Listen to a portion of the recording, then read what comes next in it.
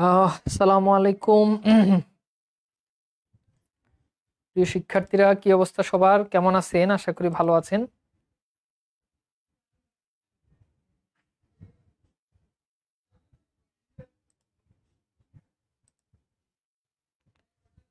কি অবস্থা আপনাদের একটু জানাবেন। আশা করি শুনতে পাচ্ছেন এবং সাউন্ডটা ক্লিয়ার আছে কিনা আমাকে আগে এটা একটু জানান। তাহলে আমরা আমাদের আজকের ক্লাস শুরু করব। ওকে,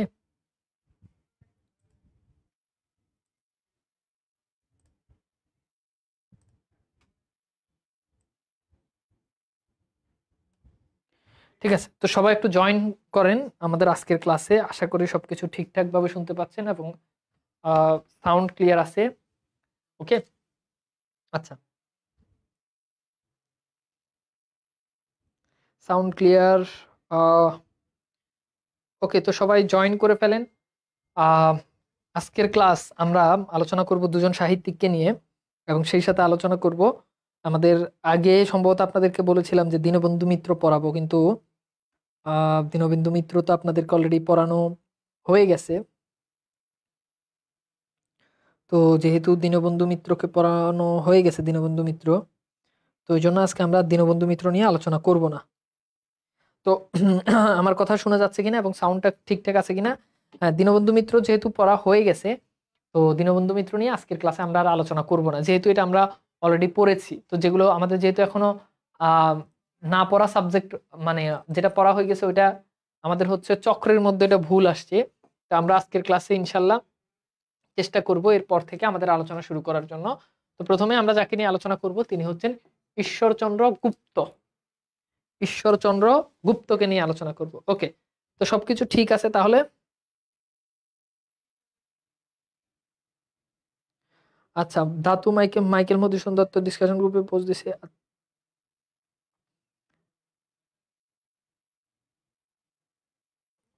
অনেক সময় ক্লাস ফেসবুকে 30 দিনের বেশি থাকে না, সেক্ষেত্রে আপনারা ওয়েবসাইট থেকে হচ্ছে ক্লাসগুলো করবেন। ওয়েবসাইট থেকে ক্লাসগুলো করবেন। ওকে, ওয়েবসাইট থেকে ক্লাসগুলো করবেন, তাহলে সমস্যা হবে না। হ্যাঁ, আহ কণ্ঠ বসে গেছে।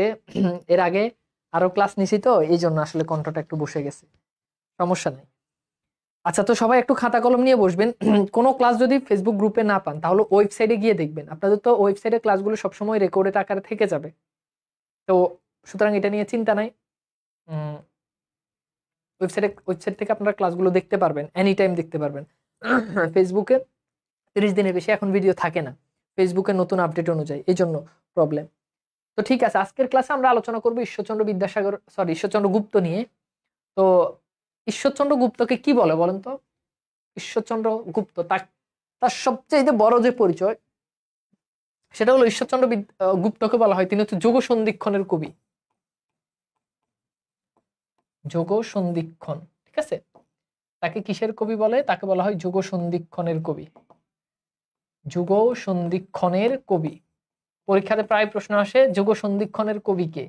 উত্তর হচ্ছে ঈশ্বরচন্দ্র গুপ্ত। আচ্ছা, যোগ সন্ধিক্ষণ মানে কি এটা বুঝেন? সন্ধিক্ষণ মানে হচ্ছে মিলন।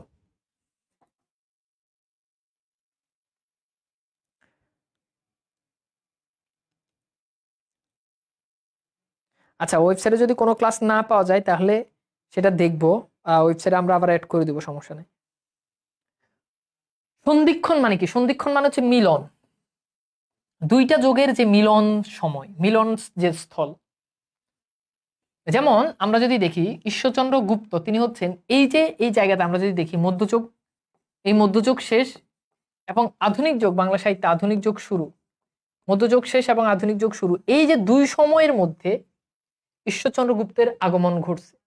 এই জন্য ঈশ্বরচন্দ্র গুপ্তের সাহিত্যের মধ্যে একই সাথে মধ্যযুগের ধাঁচেও তিনি লিখেছেন, আবার তার সাহিত্যের মধ্য দিয়ে প্রথম আধুনিকতার ছোঁয়া পাওয়া যায়। পরীক্ষাতে প্রশ্ন আসে কোন সাহিত্যিকের কোন সাহিত্যিকের সাহিত্যকর্মের মধ্যে আধুনিকতার ছোঁয়া পাওয়া যায়। কিসের ছোঁয়া পাওয়া যায়? আধুনিকতার ছোঁয়া পাওয়া যায়, সেটাকে বলা হয়, সেটা হচ্ছে ঈশ্বরচন্দ্র গুপ্ত। তার লেখার মধ্যে একই সাথে মধ্যযুগের ধাঁচ আছে, একই সাথে আধুনিক যুগের ধাঁচ আছে। এই জন্য তাকে বলা হয় তিনি হচ্ছেন বাংলা সাহিত্যে তিনি হচ্ছেন কি যোগ সন্ধিক্ষণের কবি। তাকে কি বলা হয়? যোগ সন্ধিক্ষণের কবি বলা হয়। আসেন আমরা একটুখানি দেখি। আরেকটা জিনিস আপনাদেরকে বলি, আপনাদের রিসেন্টলি মানে এক্সাম নিয়ে খুব ঝামেলা হচ্ছে, এই জন্য আমি প্রথমেই দুঃখিত। কারণটা হচ্ছে আমাদের বন্দি পাঠশালাতে অনেকগুলো, আপনারা জানেন এখন তো অ্যাডমিশন, এসএসসি পরীক্ষা শেষ, অ্যাডমিশন হওয়ার কারণে অনেকগুলো কোর্সের এখন আসলে মানে এক্সাম এক্সাম হচ্ছে, এই জন্য আসলে প্রপারলি এই গত কয়েকটা এক্সাম জাস্ট আমি আসলে নিতে পারতেছি না। আর সবগুলো এক্সামই হবে, আপনারা মানে প্রিপারেশন নিয়ে রাখেন। আমরা হচ্ছে আমাদের এক্সাম টিমকে সাবমিট করে রাখি, কিন্তু ওদের এত ব্যস্ততা, মানে এতগুলো কোর্সে ওরা আসলে নিজেরাই হিমশিম খেয়ে যায়। তো ইনশাল্লাহ সবগুলো এক্সাম আপনাদের যেভাবে আছে আমরা সেভাবে ইনশাল্লাহ নিয়ে নিব, সমস্যা নেই। তো আসেন আমরা একটু দেখি ঈশ্বরচন্দ্র গুপ্ত, তিনি হচ্ছে জন্মগ্রহণ করেন 6 মার্চ 1882। 1882-তে তিনি হচ্ছে জন্মগ্রহণ করেন। এরপর আমরা দেখি তার পৈতৃক নিবাস হচ্ছে কোথায়। তার পৈতৃক নিবাস হচ্ছে 24 পরগনা জেলার কাঞ্চনপল্লী, বর্তমান যেটাকে আমরা কাঁচরাপাড়া গ্রাম বলে থাকি। তো তিনি মূলত একটা বৈদ্য পরিবারে জন্মগ্রহণ করছেন পশ্চিমবঙ্গের। তো তার পিতার নাম হচ্ছে হরিনারায়ণ দাশগুপ্ত, এবং এই হরিনারায়ণ দাশগুপ্ত তিনি ছিলেন একজন আয়ুর্বেদিক চিকিৎসক, হার্বাল যেটাকে আমরা বলি আয়ুর্বেদিক, এই চিকিৎসক। এবং তার মায়ের নাম ছিল শ্রীমতী দেবী। আর তার শিক্ষা জীবনে তিনি শিক্ষা জীবন এগুলো আমাদের পরীক্ষাতে আসে না খুব একটা, কিন্তু যে জায়গা থেকে আমাদের পরীক্ষাতে প্রশ্ন আসবে সেটা হচ্ছে এই যে তার যে ছদ্মনাম, তার ছদ্মনামটা থেকে পরীক্ষাতে প্রশ্ন আসবে। তার ছদ্মনাম হচ্ছে কি? তার ছদ্মনাম হচ্ছে ভ্রমণকারী বন্ধু। খুব গুরুত্বপূর্ণ। কি বলছি বলেন তো? ঈশ্বরচন্দ্র গুপ্তের ছদ্মনাম কি? ঈশ্বরচন্দ্র গুপ্তের ছদ্মনাম হচ্ছে ভ্রমণকারী বন্ধু।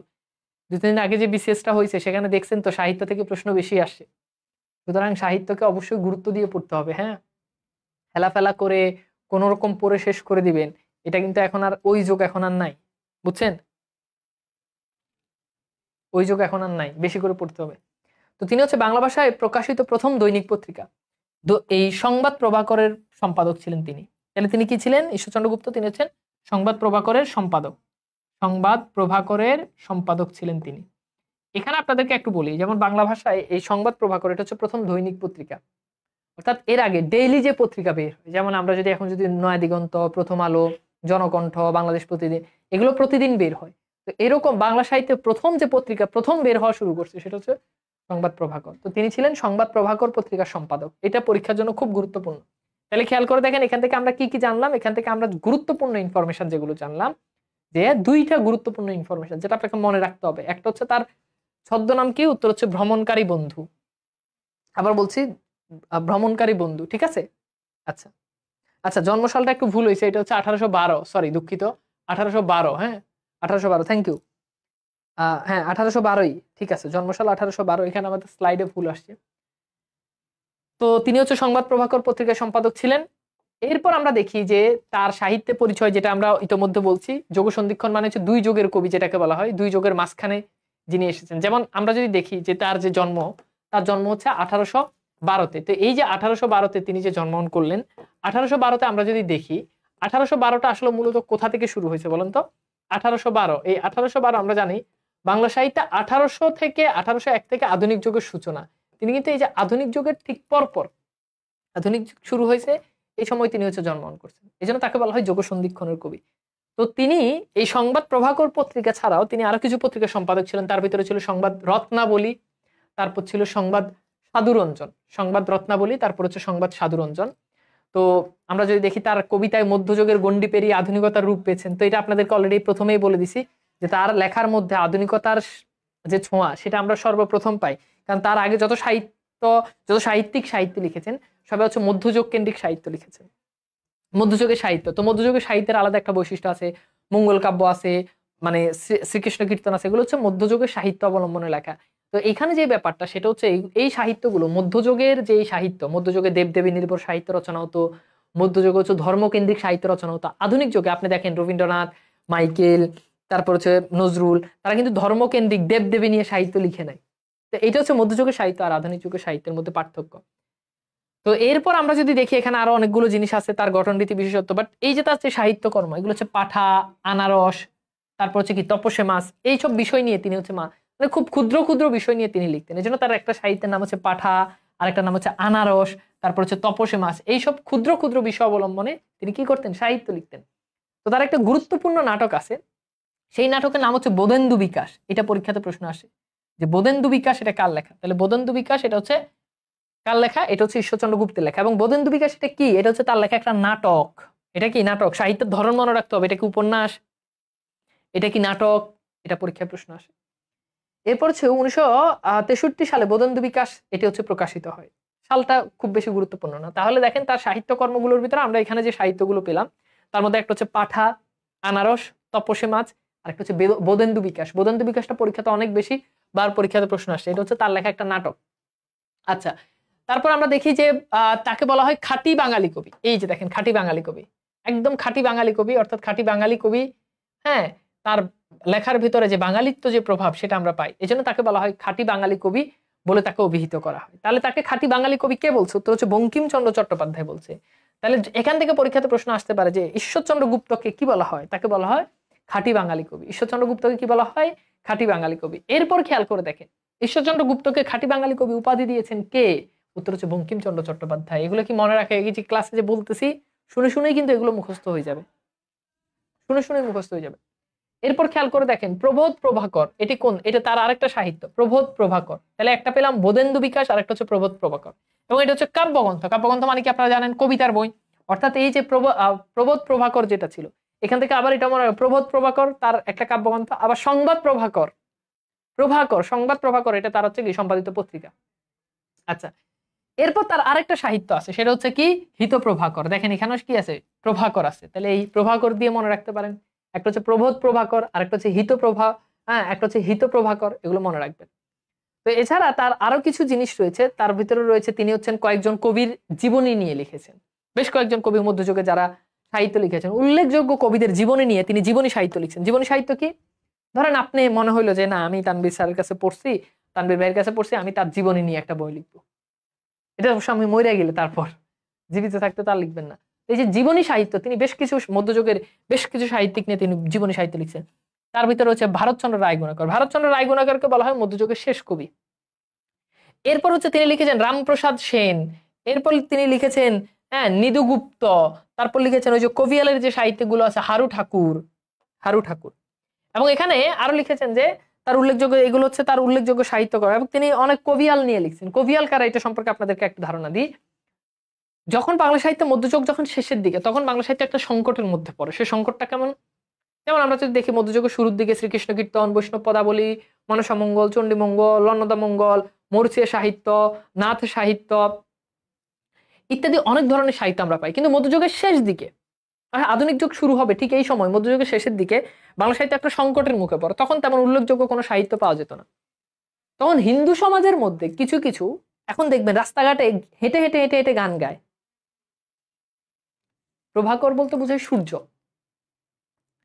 তো হেঁটে হেঁটে হেঁটে হেঁটে গান গায়। তো এরকম কিছু হিন্দু সমাজের মধ্য থেকে কিছু কবি বের হলো যারা হেঁটে হেঁটে হেঁটে হেঁটে গান গাইতো, তাদেরকে বলা হয় কবিয়াল। তো তিনি এরকম এই যে হারু ঠাকুর, নিদুগুপ্ত এরকম কবিয়ালদেরকে জীবনী নিয়ে তিনি সাহিত্য লিখেছেন। এবং ঈশ্বরচন্দ্র গুপ্ত তিনি নিজেও একজন কবিয়ালের সদস্য ছিলেন। তিনি নিজেও হেঁটে হেঁটে হেঁটে হেঁটে গান গাইতেন, বুঝছেন? আচ্ছা, এরপর দেখি রামপ্রসাদ সেন কীর্তি, কিত কারি কীর্তন। এরপর হচ্ছে ভারতচন্দ্র রায়গুণাকরের জীবন বৃত্তান্ত, এগুলো তিনি লিখেছেন। এবং তার মৃত্যুর পরে বেশ কিছু সাহিত্য প্রকাশিত হয়। তার ভিতরে রয়েছে রামচন্দ্র গুপ্ত সংগৃহীত কবিতার সংকলন। এগুলো যদিও পরীক্ষাতে প্রশ্ন আসে না। তারপর হচ্ছে তিনি মৃত্যুবরণ করেন বাংলায় হচ্ছে 23 জানুয়ারি 1859 হচ্ছে তিনি হচ্ছে কি করেন, তিনি মৃত্যুবরণ করেন। তো এগুলো হচ্ছে ঈশ্বরচন্দ্র গুপ্তের যে সাহিত্যকর্ম। তাহলে ঈশ্বরচন্দ্র গুপ্ত থেকে এগুলো থেকে পরীক্ষাতে প্রশ্ন আসতে পারে। এখন আপনাদেরকে আমি কি একটু সামারি করে দিব যে আপনি কি কি মনে রাখবেন, অর্থাৎ ঈশ্বরচন্দ্র গুপ্ত থেকে আপনার কি কি মনে রাখতে হবে? আমি কি সেটা কি এক নজর আপনাদেরকে একটু সামারি করে দিব? অর্থাৎ আপনি এই সামারিটা যদি আপনি যদি পড়েন, তাহলে মোটামুটি আপনার আর পড়া লাগবে না। হ্যাঁ, আপনার আর পড়া লাগবে না। ওকে, গুড গুড। তো আমি আপনাদেরকে একটা সামারি করে দিই। এই সামারিটা আপনারা যদি পড়েন, তাহলে মোটামুটি এরপরে আপনার আর এগুলো নিয়ে কোনো ধরনের কোনো বা আপনার এগুলো থেকে আর খুব একটা বেশি পড়া লাগবে না। গুড। তাহলে বুঝতেই পারতেছেন তার কিন্তু খুব বেশি সাহিত্য নাই, খুব বেশি সাহিত্য নাই। অল্প কিছু সাহিত্য লিখেছেন, যেগুলো আমি আপনাদেরকে আরেকবার একটু বলে দিই একদম প্রথম থেকে। এইগুলো মনে রাখবেন, তাহলেই হবে। প্রথমত 1 নাম্বার, আমি একদম পয়েন্ট করে করে আপনাকে এগুলো বুঝাই দিই, তাহলে আপনার মনে রাখতে সুবিধা হবে। প্রথমত 1 নাম্বার হচ্ছে তাকে বলা হয় ভ্রমণকারী বন্ধু। 2 নাম্বার হচ্ছে তিনি সংবাদ প্রভাকর পত্রিকার সম্পাদক ছিলেন। আর আরেকটা জিনিস মনে রাখবেন, সংবাদ প্রভাকর হচ্ছে 3 নাম্বার আপনি যেটা মনে রাখবেন, এটা হচ্ছে প্রথম দৈনিক পত্রিকা। ঠিক আছে, এটা মনে রাখবেন। তারপর হচ্ছে তাকে বলা হয় 4 নাম্বার, যেখান থেকে সবচেয়ে বেশি পরীক্ষাতে প্রশ্ন আসে, যোগ সন্ধিক্ষণের কবি। তারপর হচ্ছে তিনি এছাড়া 5 নাম্বার আপনি মনে রাখবেন যে সংবাদ রত্নাবলী। 6 নাম্বার মনে রাখবেন যে সংবাদ সাধুরঞ্জন, তার মানে তার সম্পাদিত পত্রিকা 3টে, এখানে যদি একটু যদি লিখে দিই, একটা হচ্ছে সংবাদ রত্নাবলী, একটা হচ্ছে রত্নাবলী, আরেকটা হচ্ছে সংবাদ প্রভাকর, এরপর আরেকটা হচ্ছে কি সংবাদ সাধুরঞ্জন, সাধুরঞ্জন। এই 3টা পত্রিকার তিনি সম্পাদক ছিলেন, এটা মনে রাখবেন। আচ্ছা, এরপর তার যে এখানে যে সাহিত্যগুলো দেওয়া আছে, পাঠা, আনারস, তপসে মাছ, এগুলো পরীক্ষাতে প্রশ্ন আসে। বোধেন্দু বিকাশ ডেফিনেটলি মনে রাখবেন, 7 নম্বরে বোধেন্দু বিকাশ, এটা অবশ্যই মনে রাখবেন। বোধেন্দু বিকাশের পরে আপনাকে যেটা মনে রাখতে হবে 8 নাম্বার হচ্ছে তাকে বলা হয় খাঁটি বাঙালি কবি। 9 নাম্বার আপনাকে মনে রাখতে হবে প্রবোধ প্রভাকর। 10 নাম্বার আপনাকে মনে রাখতে হবে হিতপ্রভাকর। মোটামুটি এইগুলো। তারপর হচ্ছে 11 নাম্বার মনে রাখবে ভারতচন্দ্র রায়, অর্থাৎ তিনি এদের জীবনী সংগ্রহ করেন, যদি এগুলো থেকে পরীক্ষাতে প্রশ্ন আসার পসিবিলিটি কম। অর্থাৎ এই 10টা ইনফরমেশন এগুলো হচ্ছে সবচেয়ে টপ নচ, ঠিক আছে? এগুলো হচ্ছে সবচেয়ে, মানে এগুলো আপনাকে মনে রাখতেই হবে। কথা কি বুঝতে পারছেন? তাহলে ভাই খেয়াল করে দেখেন যে সংবাদ হিতপ্রভাকর, তারপর হচ্ছে আপনার এই যে বঙ্কিমচন্দ্র চট্টোপাধ্যায়, যে এই 10টা ইনফরমেশন আপনাকে মনে রাখতে হবে। অর্থাৎ আপনি যদি দেখেন যে বিগত সালে প্রশ্ন যদি দেখেন যে সবচেয়ে বেশি আসছে, তাহলে দেখবেন যে এই 10টা ইনফরমেশন থেকে পরীক্ষাতে সবচেয়ে বেশি প্রশ্ন আসছে, এটা একটু মনে রাখবেন। তো ঈশ্বরচন্দ্র গুপ্ত পরীক্ষার জন্য খুব বেশি গুরুত্বপূর্ণ না, মানে ছোটখাটো সাহিত্যিক বলতে কি, হ্যাঁ পাষাণ্ড পীড়ন, এটাও তার একটা পত্রিকা ছিল, কিন্তু এটা থেকে পরীক্ষাতে ওরকম প্রশ্ন আসে না। আচ্ছা, একটু জানাবেন ওয়েবসাইট থেকে যারা ক্লাস দেখেন, ওয়েবসাইটে ইংলিশ ভয়েস হয়ে গেছে এমন কি আছে? মানে এরকম কার কার এখন প্রবলেম হচ্ছে? এই প্রবলেমগুলো সলভ করা হচ্ছে, এটা হচ্ছে ইউটিউবের কারণ, এটা আসলে ওয়েবসাইট কোনো প্রবলেম না। ইউটিউবে দেখবেন মাঝে মধ্যে ইউটিউবে ভিডিও দেখতে গেলে বাংলা ইংলিশ ডাবিং হয়ে যায়। এটার জন্য আপনারা যেটা করবেন সেটা হচ্ছে ইউটিউবে ইংলিশ ডাবিংটা এটা অফ করে দিবেন, তাহলে অনেক সময় প্রবলেম সলভ হয়ে যাবে। তারপরে আমাদের ওয়েবসাইটে এখন এই প্রবলেমগুলো সলভ করে দেওয়া হচ্ছে। আমাকে একটু জানান যে এরকম কি কখনো হয়েছে যে হ্যাঁ, আমাকে একটু জানান যে ইংলিশ মানে ওয়েবসাইটের ক্লাস ইংরেজি হয়ে যায়, এটা আমাকে একটু জানান তো।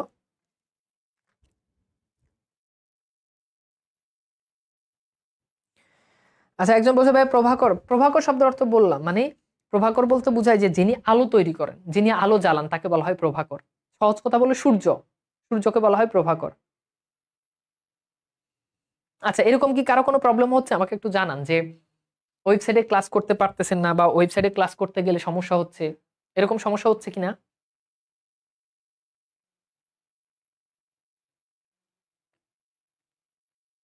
হুম, ওকে। 2-1 জনের সমস্যা হওয়ার কথা, ওকে, আপনাদের প্রবলেম হচ্ছে না তাহলে নাকি? 2-1 জনের এই প্রবলেমটা হচ্ছে, আমাদের কাছে আসছে। তো ওকে, গুড। আচ্ছা, তো এইবার আসেন আমরা একটু দেখি মীর মোশাররফ হোসেন পরীক্ষার জন্য খুব গুরুত্বপূর্ণ। আমি আবার বলছি, মীর মোশাররফ হোসেন, ঈশ্বরচন্দ্র গুপ্ত দুজনের সাহিত্যকর্ম অনেক বেশি এরকম না, খুব অল্প সাহিত্যকর্ম, কিন্তু যদি পরীক্ষাতে প্রশ্ন আসে তাহলে ওই লিমিটেড জায়গাটা থেকে পরীক্ষাতে প্রশ্ন আসে, বুঝছেন? তা আসেন আমাদেরকে আমরা যদি একটু যদি দেখি, মীর মোশাররফ হোসেনের 2টা ছদ্মনাম আছে, এই ছদ্মনামগুলো মনে রাখতে হবে। একটা হচ্ছে মীর মিয়া, গাজী মিয়া, আর একটা হচ্ছে উদাসীন প্রতীক, খুবই গুরুত্বপূর্ণ 2টা ছদ্মনাম। এবং তার যে পত্রিকার নাম, তিনিও সম্পাদিত পত্রিকা, তিনিও সংবাদ প্রভাকর পত্রিকার সম্পাদক ছিলেন। গ্রামবার্তা প্রকাশিকা, এটারও তিনি কি ছিলেন? সম্পাদক ছিলেন। আচ্ছা, এরপর আরো কিছু ছিল, হিতকরী, আজিজুন নাহার, এই পত্রিকাগুলো তিনি সম্পাদক ছিলেন। বাট পরীক্ষাতে সবচেয়ে বেশি যেটা প্রশ্ন আসে সেটা হচ্ছে এই যে গাজী মিয়া ও উদাসীন প্রতীক। যেমন উদাসীন প্রতীক এইটা পরীক্ষাতে সবচেয়ে বেশি প্রশ্ন আসে। উদাসীন প্রতীক, এই যে উদাসীন প্রতীক, ঠিক আছে, এই উদাসীন প্রতীক এটা পরীক্ষার জন্য খুব গুরুত্বপূর্ণ। এটা আপনি স্টার দিয়ে রাখবেন যে উদাসীন প্রতীক 3 স্টার দিয়ে রাখবেন। উদাসীন প্রতীক ছদ্মনাম কার? উত্তর হচ্ছে মীর মোশাররফ হোসেনের। আচ্ছা, এবার দেখেন আমরা যদি একটু যদি দেখি যে তার যে উপন্যাস যেগুলো আছে, তার উপন্যাসগুলো ভিতরে রয়েছে রত্নবতী, রয়েছে বিষাদ সিন্ধু অবশ্যই মনে রাখতে হবে, এটা খুবই বিখ্যাত, সবাই জানেন। কারবালার প্রান্তরে এজিদ কর্তৃক ফোরাত নদীর কূল অবরুদ্ধ করে রেখেছে, সেখানে পানির জন্য আমরা যদি দেখি রাসূল সাল্লাল্লাহু আলাইহি সাল্লামের যে ইমাম হোসেন যে কারবালার ময়দানে যে পানি করে পানি পায় নাই, আপনারা সবাই ইসলামের ইতিহাসে সেই জিনিসটা জানেন। তো সেই বিষাদ সিন্ধু সেটা নিয়ে লেখা হয়েছে, এই জন্য বিষাদ সিন্ধুকে বলা হয় এটা হচ্ছে ইতিহাস আশ্রিত ঐতিহাসিক উপন্যাস, অর্থাৎ ইতিহাসের একটা অংশ নিয়ে এই উপন্যাসটা রচনা করা হয়েছে, বুঝছেন? আচ্ছা, এরপর খেয়াল করে দেখেন এরপর রয়েছে হচ্ছে 4 নাম্বার রয়েছে হচ্ছে গাজী মিয়া বস্তানি, এটা খুব গুরুত্বপূর্ণ। বাদা খাতা, রাজিয়া খাতুন, নিয়তি কি অবনতি, তারপর হচ্ছে তাহমিনা, এইগুলো খুব গুরুত্বপূর্ণ। উদাসীন প্রতীকের মনের কথা, এটা খুব গুরুত্বপূর্ণ। আমি যদি একটু যদি বলি কোনগুলো আপনি মনে রাখবেন, এখানে মনে রাখার জন্য একটা টিক্স দেওয়া আছে, দেখেন এখানে দেওয়া আছে যে রত্নাবতী, এটা রত্নাবতী হবে, রত্নাবতী বিষাদ সিন্ধুর পানে তাকিয়ে থাকা, উদাসীন প্রতীকের মনের কথা বুঝতে পেরে বাদা খাতাটি গাজী মিয়া বস্তানিতে রাখলেন। তাহলে এখান থেকে দেখেন এই যে রত্নাবতী 1 নাম্বার মনে রাখতে পারেন।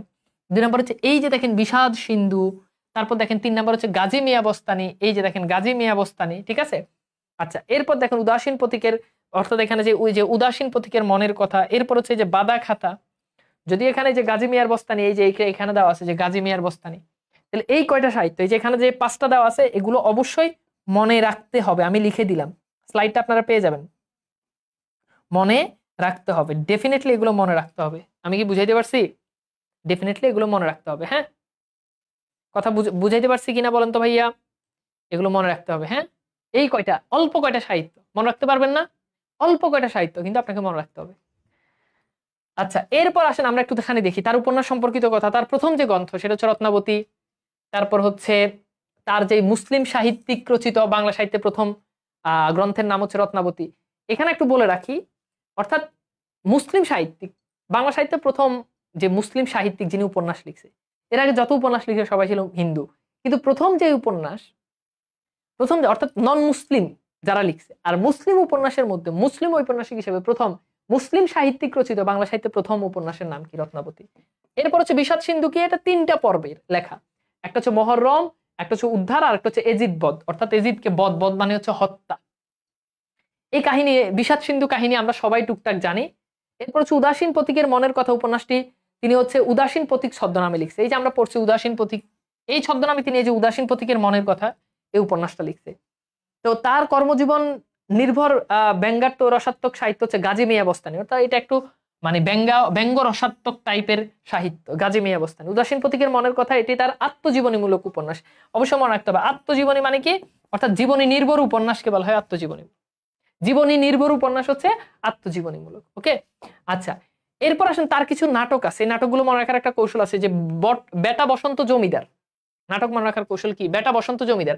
তাহলে বে মানে কি? বেহুলা গীতাভিনয়। এরপর টা মানে কি? টালা অভিনয়। এরপর বসন্ত মানে কি? বসন্ত কুমারী, খুব গুরুত্বপূর্ণ বসন্ত কুমারী, খুবই খুবই খুবই গুরুত্বপূর্ণ। এরপর জমিদার মানে কি? জমিদার দর্পণ, খুবই গুরুত্বপূর্ণ এই দুইটা।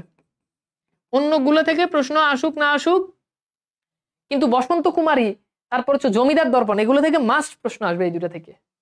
এই দুটা আমি লিখে দিচ্ছি, এটা মনে রাখতে হবে। ভাই বেশি পড়তে হয় না, আপনারা যে অনেক মানে দেখে কনফিউজড হয়ে যান এটা না, বাট আমি আপনাকে একটা জিনিস দেখেই বলে দিতে পারি যে এটা থেকে পরীক্ষাতে প্রশ্ন আসবে, এটা থেকে আসবে না, এটা খুব ইম্পর্টেন্ট। আপনি দেখেই আপনাকে আনসার করতে হবে। এই জন্য কি বসন্ত কুমারী তারপর হচ্ছে জমিদার দর্পণ, এটা মনে রাখতে হবে। তো বসন্ত কুমারী কি বাংলা সাহিত্যে মুসলিম রচিত প্রথম নাটক, অর্থাৎ এর আগে কোনো মুসলিম নাটক লিখে নাই, তো প্রথম নাটক যিনি লিখছেন তিনি হচ্ছে এই বসন্ত কুমারী। তো এরপর আমরা দেখি যে নাটকটির নাম হচ্ছে অপর নাম হচ্ছে বৃদ্ধ সত্তরণী বার্জা, নাটকটি আব্দুল লতিফ। এগুলো আর আমাদের জন্য গুরুত্বপূর্ণ না, ঠিক আছে? তো এগুলো আমাদের জন্য আর খুব বেশি গুরুত্বপূর্ণ না। আমরা যদি দেখি জমিদার দর্পণ, এটা হচ্ছে বাংলা সাহিত্যে মুসলিম সাহিত্যে মুসলমান চরিত্র অবলম্বনে রচিত প্রথম নাটক হচ্ছে জমিদার দর্পণ। এই দুইটা পয়েন্ট একটু ক্লিয়ার করি। দেখেন ভাইয়া, একটা হচ্ছে বসন্ত কুমারী, যেটা এই বসন্ত কুমারী, এগুলো বুঝতে হবে, না বুঝলে এই প্যাচগুলো না ক্লিয়ার হলে আপনি জীবনেও কোশ্চেন আনসার করতে পারবেন না। এইটা নয় যে চরিত্র, এই চরিত্রগুলো কিন্তু মুসলিম চরিত্র না, হিন্দু চরিত্র, বা আমরা সহজে লিখতে পারি নন মুসলিম চরিত্র। তাহলে এখানে চরিত্রগুলো কি না, এখানে চরিত্রগুলো হচ্ছে নন মুসলিম, কিন্তু যিনি লিখছেন তিনি হচ্ছে মুসলিম। তার মানে এখান থেকে আমরা বলতে পারি যে মুসলিম সাহিত্যিক রচিত, মুসলিম সাহিত্যিক রচিত প্রথম নাটক, মুসলিম সাহিত্যিক রচিত প্রথম নাটকের নাম কি? Basanta Kumari. Very good. But এখানে কথা আছে, কথাটা বুঝতে হবে আগে। এখানে একটা কথা আছে, কথাটা কি একটু বলি। এই যে দেখেন প্যাচটা কোন জায়গাতে লাগবে, প্যাচটা আগে ক্লিয়ার করি। প্যাচটা লাগবে হচ্ছে আপনার এই জায়গাতে, জমিদার দর্পণ যেটা আছে এটার সাথে প্যাচ লাগবে। জমিদার দর্পণ, এই যে জমিদার দর্পণ আছে, এখানে চরিত্রগুলো কি? এখানে চরিত্রগুলো হচ্ছে মুসলিম। তাহলে এখানে চরিত্র কি? এখানে চরিত্র হচ্ছে মুসলিম, মুসলিম। ওকে, এইবার তাহলে খেয়াল করে দেখেন, তাহলে বাংলা সাহিত্যে মুসলিম চরিত্র সর্বপ্রথম, বাংলা সাহিত্যে প্রথম মুসলিম চরিত্র, প্রথম মুসলিম চরিত্র নির্ভর প্রথম নাটক, মুসলিম চরিত্র নির্ভর, এখানে প্রথম দুইবার হয়ে যাচ্ছে, আমি একবারে লিখে দিলাম যে মুসলিম, এটা খেয়াল করে দেখবেন, মুসলিম চরিত্র নির্ভর প্রথম নাটক। বুঝছেন? এবার বলেন পেজটা কি ক্লিয়ার হয়েছে? এটা হচ্ছে মুসলিম সাহিত্যিক রচিত প্রথম নাটক, আর এটা হচ্ছে মুসলিম সাহিত্যিক রচিত প্রথম মুসলিম চরিত্র নির্ভর নাটক। দুইটা পেজ কি ক্লিয়ার? আমাকে একটু বলেন তো, তাহলে আমি একটু সামনে আগাইতে পারবো। এই পেজটা মনে রাখাটা খুব জরুরি। তাহলে দুইটা জিনিস কনসেপ্ট ক্লিয়ার হয়েছে কিনা বলেন তো? আশা করি জিনিসটা বুঝতে পারছেন। তাহলে খেয়াল করে দেখেন, এটা হচ্ছে তার লেখা দ্বিতীয় নাটক। উপজীব্য বিষয় হচ্ছে জমিদার শ্রেণীর যে উৎপীড়ন। আমরা জানি একটা সময় জমিদাররা সাধারণ মানুষের উপর যে নির্যাতন করত, যে নিপীড়ন করত, সেই নির্যাতন নিপীড়ন নিয়ে তার এই যে জমিদার দর্পণ এই নাটকটা লেখা। ওকে, আচ্ছা, এরপর খেয়াল করে দেখেন, এটা হচ্ছে দীনবন্ধু মিত্রের যে নীল দর্পণ, এই নাটকের সাথে এটার মিল পাওয়া যায়। নীল দর্পণ নাটক সম্পর্কে সবাই দীনবন্ধু মিত্রতে আমরা পড়াইছি, নীলকরদের অত্যাচার অনাচার সেটা নিয়ে লেখা হয়েছে। তো সেখানে আমরা দেখি যে ইংরেজরা যে মানুষের উপর, বাংলার সাধারণ কৃষকদের উপর নীল দর্পণ নাটকে আমরা দেখতাম নারীদেরকে তারা ধর্ষণ করতো, যাকে ভালো লাগতো তাকে ধরে নিয়ে যেত, কৃষকদের উপরে অল্প টাকা দিয়ে নীল চাষটাকে চাপিয়ে দিত। তো এই নাটকটা এরকম জমিদার শ্রেণীর যে উৎপীড়ন সেটা এখানে আমরা দেখতে পাই। আচ্ছা, একটা আত্মজীবনীমূলক গ্রন্থ আছে, সেটা হচ্ছে আমার জীবন, আর প্রবন্ধের ভিতরে রয়েছে খুতবা, আমার জীবনের জীবনী, হ্যাঁ, কুলসুম জীবনী। এরপর হচ্ছে গো জীবন। এই গো জীবন এটা খুব গুরুত্বপূর্ণ। গো জীবন, আপনারা জানেন যে গরু নিয়ে একটা বিতর্ক সবসময় আছে। হিন্দুরা গরুকে যেটা মানে, মুসলিমরা সেই গরুকে আবার তারা হচ্ছে তাদের এটা হচ্ছে উৎসবে, মুসলমানদের উৎসবে কোরবানি ঈদে তারা সেটাকে জবাই করে। তো সেই গরু নিয়ে একটা লিখেছেন তিনি, হচ্ছে গো জীবন। তো গো জীবন এটা হচ্ছে, এটার জন্য তিনি হচ্ছে মামলায় জড়াতে হয়। যেহেতু আমি আগেই বলছি যে এই জিনিসটা একটু বিতর্কিত, এই জন্য তাকে হচ্ছে এটার জন্য তিনি মামলায় জড়াতে হয়। তো এখানে তিনি মুসলিম ঐক্য দৃঢ় করতে গরু কোরবানির বিপক্ষে মত দেন। এখন তিনি কিন্তু একজন মুসলিম, এখন একজন মুসলিম হয়ে যদি কেউ যদি একজন মুসলিমের বিপক্ষে, এখন ধরেন আমি মুসলিম, আমি যদি কোরবানির ঈদে আমি যদি বলি যে না, গরু জবা করা যাবে না, পশু হত্যা করা মহাপাপ, তাহলে এটা কি মুসলিম সমাজ মেনে নিবে? এই জন্য তখন মুসলমানরা তাকে মামলা দেয়, এজন্য তিনি মামলায় জড়ান। ঠিক আছে, এরপর হচ্ছে তার আরেকটা গুরুত্বপূর্ণ, এর উপায় কি, এটা তার একটা সাহিত্য। এখানে আমরা দেখি সমসাময়িক যে মদখোর দুশ্চরিত্র, স্বামীদের নিষ্ঠুরতার শিকার স্ত্রীদের নিয়ে লেখা হয়েছে। আমরা এগুলো দীনবন্ধু মিত্র, তারপর হচ্ছে আপনারা যখন প্যারিচাঁদ মিত্র তারা যখন পড়ছেন সেই সময় কিন্তু এগুলো কিন্তু অনেক বেশি ছিল। এগুলো নিয়ে আমরা আগের ক্লাসে আলোচনা করছি। এবং হচ্ছে যারা তখন শহরে থাকতো তাদের যে উচ্ছৃঙ্খল জীবন, মদ্যপান এবং বেশ্যাবৃত্তিতে জড়িয়ে যেত, এই ধরনের একটা সাহিত্য হচ্ছে এর উপায় কি। এরপর হচ্ছে বিবি কুলসুম, এটা হচ্ছে লেখকের যে দ্বিতীয় স্ত্রী ছিল, তো দ্বিতীয় স্ত্রীকে নিয়ে তিনি এই বিবি কুলসুম সাহিত্যটা রচনা করেন। গুড। আচ্ছা, এইবার দেখেন আমরা একটুখানি যদি দেখি, আমরা একটু যদি দেখি যে আমাদের কোশ্চেনগুলো একটু যদি দেখি, তাহলে আমার মনে হয় যে আপনারা জিনিসগুলো খুব ভালোভাবে ধরতে পারবেন। আমি আপনাদেরকে খুব সিম্পলি আপনাদেরকে একটুখানি বলি। ওকে, তো দেখেন এখানে প্রথম যে প্রশ্নটা, যে মীর মোশাররফ হোসেনের উপজীব্য হিন্দু মুসলমানের বিরোধ, তো বলেন তো কোনটা? এই যে এটা কিন্তু আপনাদেরকে পড়াইছি, বলেন কোনটা হবে? উত্তর মুছে দিই, তাহলে আপনারা উত্তর করতে পারবেন। বলেন 1 নাম্বারটার উত্তর কি হবে, 2 নাম্বারটার উত্তর কি হবে, 3 নাম্বারটার উত্তর কি হবে, 4 নাম্বারটার উত্তর কি হবে? বলেন, উত্তর করেন, এগুলোর উত্তর করেন তো, দেখেন পারেন কিনা, খেয়াল করেন। তাহলে বলেন কোনটার জন্য তিনি মামলায় জড়ান, কোনটার জন্য বিতর্ক সৃষ্টি হয়, বলেন তো। তাহলে মীর মোশাররফ হোসেনের উপজীব্য হিন্দু মুসলমানের বিরোধ কোনটা? উত্তর হচ্ছে যে গো জীবন, এটা, তাই না? উত্তর কি? গো জীবন। বুঝতে পারছেন? এটা তো সবাই জানেন, এটা আমরা পড়ছি। তাহলে উত্তর কি হবে বলেন তো? গো জীবন এটা। মীর মোশাররফ হোসেনের বিষাদ সিন্ধু কি একটি মহাকাব্য, উপন্যাস? তাহলে বলেন তো এটা কি হবে? এটাও কিন্তু আপনাদেরকে ক্লাসে পড়াইছি। এটার উত্তর হচ্ছে কি? এটা হচ্ছে একটা উপন্যাস। হ্যাঁ, এটা ইতিহাস আশ্রিত উপন্যাস, কিন্তু এখানে বলছে ইতিহাস গ্রন্থ, এটা কিন্তু ইতিহাস আশ্রিত উপন্যাস, সেটা বলে নাই। এবং এখানে বলছে ইতিহাস আশ্রিত জীবনী, এটা তো ভাই জীবনী না, এটা তো উপন্যাস। বুঝছেন? মাতৃভাষা যাহার ভক্তি নাই সে মানুষ নয়, উক্তিটা কার? এরপর খেয়াল করে দেখেন, আমরা যদি একটুখানি যদি দেখি যে বিষাদ সিন্ধু কি, এটা হচ্ছে 36 BCS। তাহলে কি গবেষণা গ্রন্থ, ধর্ম বিষয়ক প্রবন্ধ, তারপর হচ্ছে ইতিহাস আশ্রিত উপন্যাস? দেখেন এখানে কিন্তু প্রপার উত্তর আছে। তাহলে বলেন এটা কি হবে? বলেন তো এটা কি হবে? বুঝতে পারতেছেন এটা হচ্ছে কি? বলেন, ইতিহাস আশ্রিত উপন্যাস। বাংলা সাহিত্যে প্রথম মুসলিম ঔপন্যাসিক কে? উত্তর হচ্ছে কি মীর মশাররফ হোসেন। অর্থাৎ বাংলা সাহিত্যে এর আগে যতজন উপন্যাস লিখছে কেউই কিন্তু মুসলিম ছিল না। তো প্রথম মুসলিম ওই ঔপন্যাসিক হচ্ছে মীর মশাররফ হোসেন। পরীক্ষাতে প্রশ্ন আসবে, বুঝছেন? এখানে আরো অনেক প্রশ্ন আছে, একটুখানি যদি খেয়াল করে দেখেন যে মীর মশাররফ হোসেনের নাটক কোনটা, দেখতে পাচ্ছেন? উত্তর দেখতে পাওয়ার কথা তো। আচ্ছা, আর একটু শর্ট করে দিই, এই নরস্ক্যান। আচ্ছা, এমনি যা আছে তাই। তাহলে খেয়াল করে দেখেন, আমরা যদি একটুখানি যদি যাই, তো সলভ করেন, সলভ করেন, উত্তর মুছাই দিলাম, দেন এবার সলভ করেন, বলেন মীর মশাররফ হোসেনের নাটক কোনটা? এখানে বলছে নটির পূজা, বেহুলা গীতাভিনয়, এরপর বলছে কি নবীন তপস্বিনী, নবীন তপস্বিনী। তাহলে বলেন তো নবীন তপস্বিনী, বলেন কোনটা উত্তর হবে, কোনটা উত্তর হিসাবে বেছে নিবেন? উত্তর কি বলেন? এই যে দেখেন বেহুলা গীতাভিনয় পড়ে আসছেন। উদাসীন প্রতীকের মনের কথা কোন জাতীয় রচনা? তাহলে কি এটা কি নাটক, এটা কি আত্মজীবনীমূলক উপন্যাস? তাহলে এটা উত্তর হচ্ছে কি আত্মজীবনীমূলক উপন্যাস, এটা আমরা পড়ে আসছি।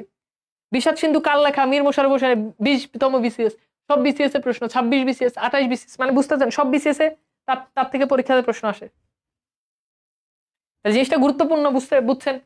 বাংলা সাহিত্যে প্রথম মুসলিম নাট্যকারকে, নাট্যকারের নাট্যগ্রন্থ কোনটা? তাহলে প্রথম মুসলিম নাট্যকার, প্রথম মুসলিম ঔপন্যাসিক যাই বলুক মীর মশাররফ হোসেন।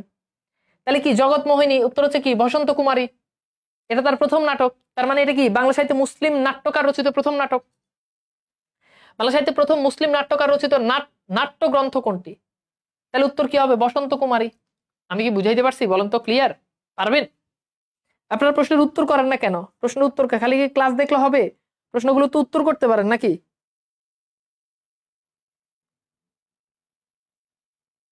প্রশ্নগুলো তো উত্তর করতে পারেন। তাহলে বুঝতে পারছেন? এবার আসেন আমরা একটা ছোট্ট টপিক, এখানে আরো অনেকগুলো কোশ্চেন আছে, সবই পারবেন, সমস্যা নাই। এখানে দেখেন অনেক প্রশ্ন আছে, এই যে দেখেন গাজী মিয়া ছদ্মনাম কার? মীর মশাররফ হোসেন, পড়ছি আমরা।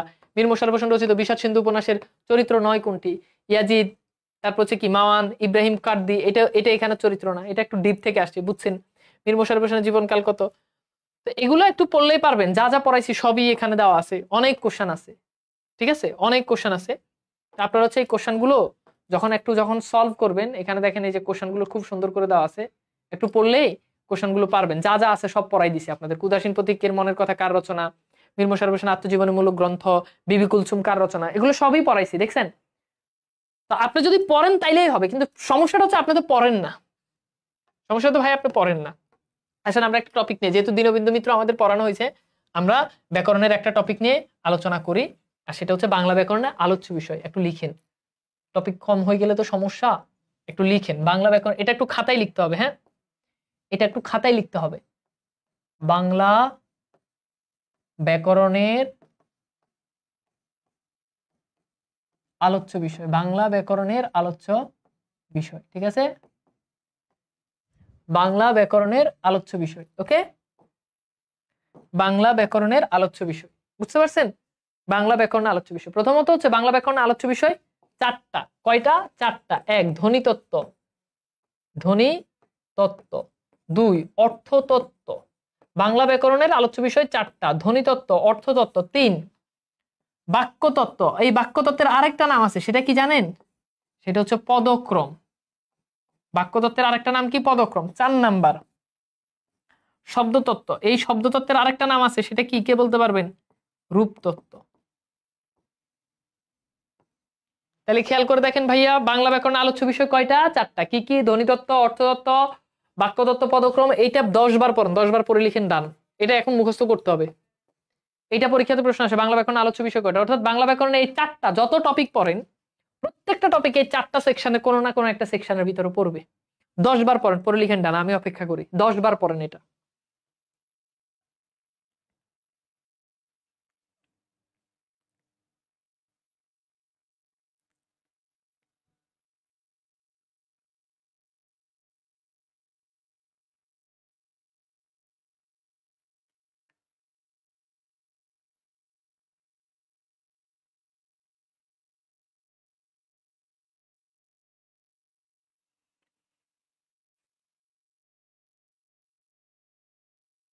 দ্রুত।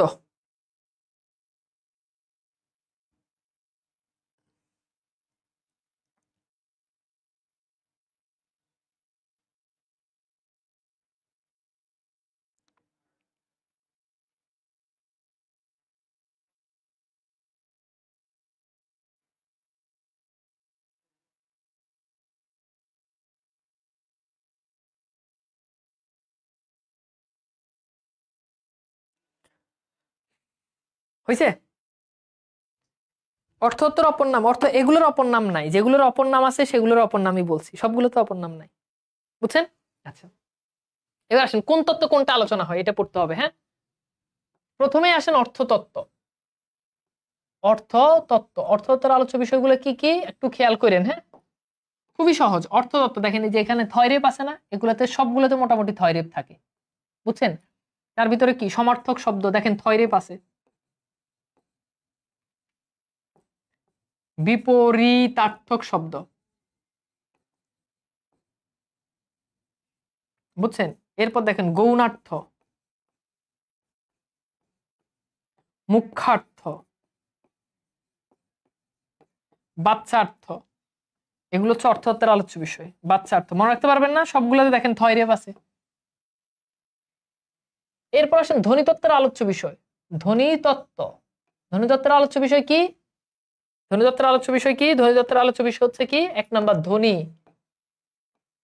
2 নাম্বার বর্ণ, 3 নাম্বার অক্ষর, 4 নাম্বার উচ্চারণ, অর্থাৎ এগুলো সবগুলো ধ্বনির সাথে সম্পর্কিত, বুঝছেন? 4 নাম্বার নত্য সত্যবিধান, নত্য ও সত্যবিধান, বানান, বুঝছেন?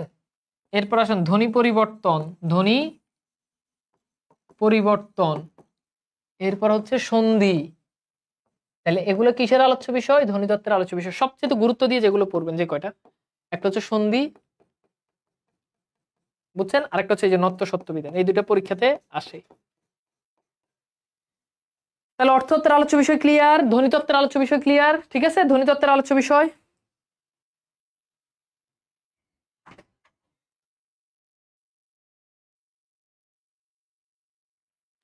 শব্দের যা যা আছে, আমার কথা হচ্ছে চক্রে যা আছে ওইটাই। শব্দ নিয়ে, শব্দ যদিও চক্রে না থাকে পড়াবো, বাকি থাকলে কোনো টপিক আমার যখন ফুল কোর্স যখন শেষ হবে তখন আমি পোস্ট দিব কোনো টপিক বাকি আছে কিনা, বাকি থাকলে আবার ক্লাস হবে, সমস্যা নেই, এগুলো নিয়ে আপনাদের চিন্তা করা লাগবে না।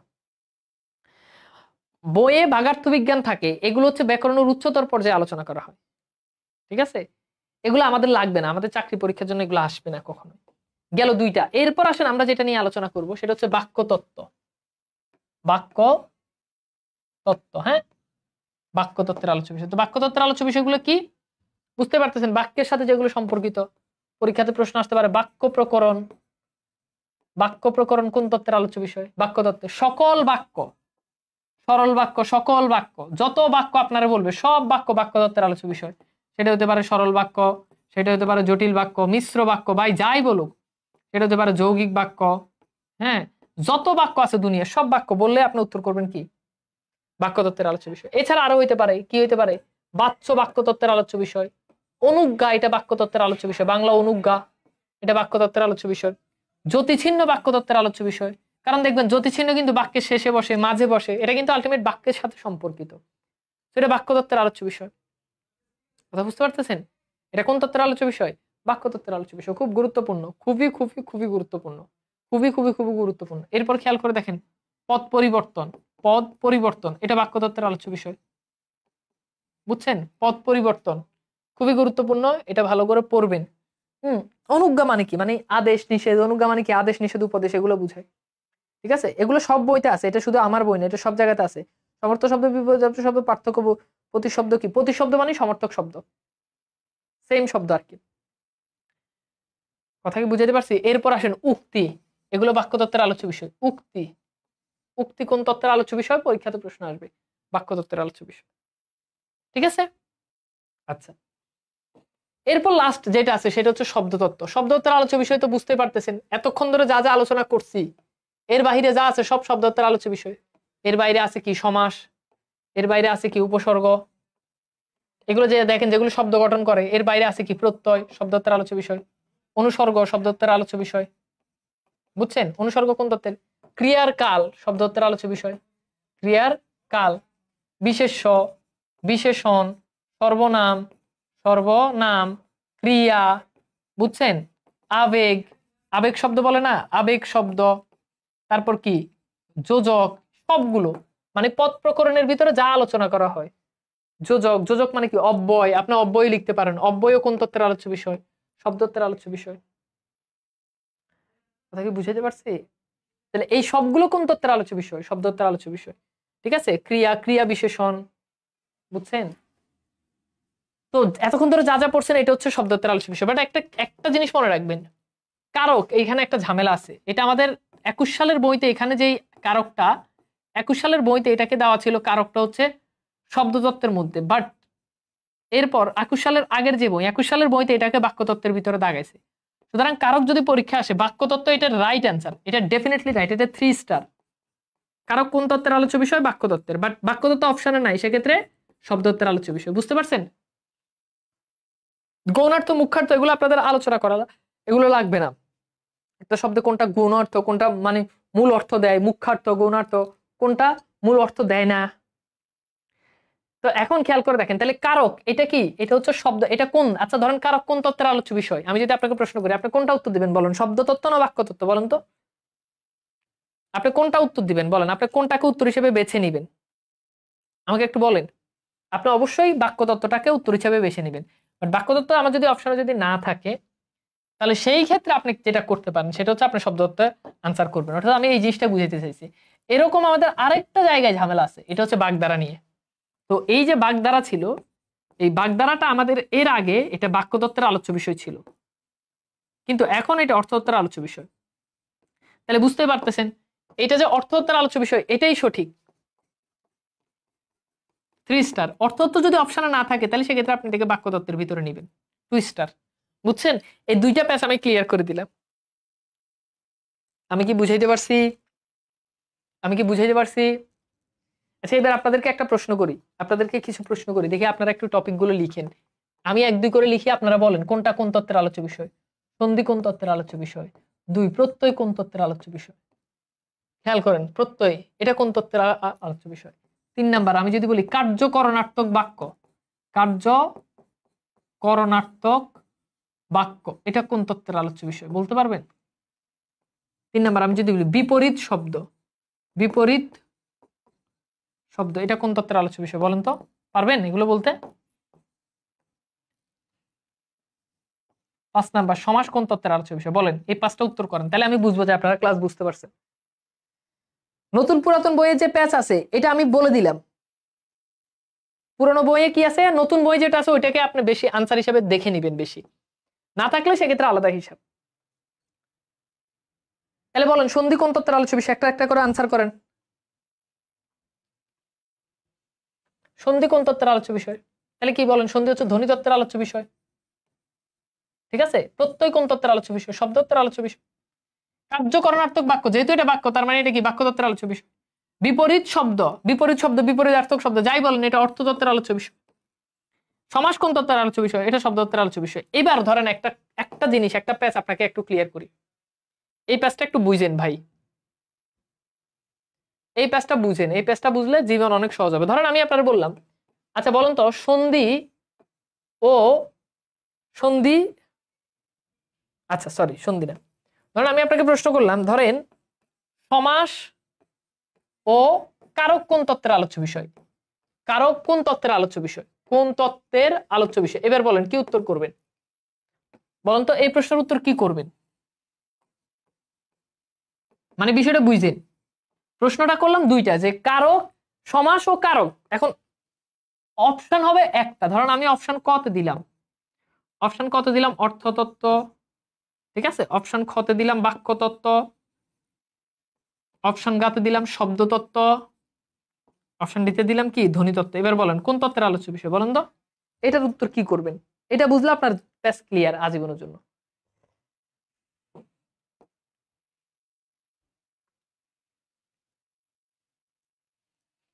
সমাস ও কারক কোন তত্ত্বের আলোচ্য বিষয়? কি উত্তর করবেন বলেন তো? সমাস ও কারক কোন তত্ত্বের আলোচ্য বিষয়? তাহলে সমাস ও কারক কোন তত্ত্বের আলোচ্য বিষয় বলেন? এখন বুঝতে পারতেছেন ভাই, কারক এটা তো ঝামেলা আছে। এখন কারক কিন্তু দুইটাই হয়। কারক আমরা বলছি আগের বই অনুযায়ী শব্দতত্ত্ব, নতুন বই অনুযায়ী বাক্যতত্ত্ব, কিন্তু সমাস ডেফিনেটলি শব্দতত্ত্ব। তার মানে বুঝতে পারতেছেন, যেহেতু সমাস কারক দিছে, তার মানে অপশন যেহেতু একটা হবে, তাহলে সমাস শব্দতত্ত্ব এটাকে এখানে শব্দতত্ত্ব হিসেবে ধরে নিছে। সুতরাং রাইট অ্যান্সার হচ্ছে শব্দতত্ত্ব। বুঝছেন এই প্যাচটা? বুঝছেন? কারক যখন আলাদা থাকবে তখন আপনি ওটাকে বাক্যতত্ত্ব আনসার করবেন, কিন্তু যদি এটার সাথে আরেকটা মার্চ করে দেয় তো বুঝতে পারতেছেন যে কারককে শব্দতত্ত্বের হিসেবে ধরা হয়েছে। ক্লিয়ার? এখন আপনি যদি বাক্যতত্ত্ব আনসার করেন তাহলে ভাই বুঝলাম কারক বাক্যতত্ত্ব, তো সমস্ত জীবনও বাক্যতত্ত্ব হবে না। তার মানে রাইট অ্যান্সার কি? সি। আশা করি বুঝতে পারছেন। ওকে, তো বলেন আজকের ক্লাসটা কেমন লাগলো? আশা করি ভালো লাগছে। আমাদের নেক্সট ক্লাস হচ্ছে আমাদের বাংলা ব্যাকরণ আলোচ্য বিষয় আছে, যেহেতু এটা আমরা পড়ে ফেলছি সমস্যা নেই, নেক্সট ক্লাসে আমরা নতুন টপিক পড়বো, কোনো সমস্যা নাই। তো আশা করি আপনাদের কাছে ভালো লেগেছে। আজকের ক্লাসটা কেমন লেগেছে অবশ্যই কমেন্ট সেকশনে জানিয়ে দিবেন। আজকের ক্লাসটা আশা করি আপনাদের কাছে ভালো লেগেছে। আমরা অনেকগুলো গুরুত্বপূর্ণ জিনিস শিখলাম, যেগুলো আমাদের চাকরি পরীক্ষাতে প্রায় প্রশ্ন আসে। এই গুরুত্বপূর্ণ জিনিসগুলো গুরুত্ব দিয়ে পড়বেন, ইনশাল্লাহ ইনশাল্লাহ ভালো কিছু হবে। ঠিক আছে, ওকে, তাহলে আজকের মতো বিদায় নিচ্ছি। সবাই ভালো থাকেন, সুন্দর সুস্থ থাকেন। আল্লাহ হাফেজ।